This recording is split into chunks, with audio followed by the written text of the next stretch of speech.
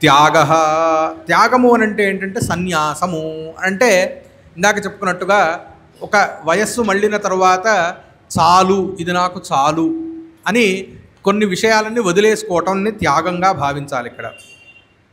అలాగే శాంతి, శాంతి అని అంటే ఏంటంటే అంతఃకరణస్య ఉపశమః అని అంటే మనస్సుని పరిమితంగా దాన్ని కొంచెం అది శాంతంగా ఉండేటట్టు ప్రయత్నించడం. అంటే చాలా విషయాలు సంసారం అన్న తర్వాత ఒడిదుడుకులు చాలా ఉంటూ ఉంటాయి, వాటిని ఒప్పుకుంటూనే దానికి మనం చెలించిపోకూడదు. చెలించిపోవటం అంటే ఏమిటి అని అంటే కనుక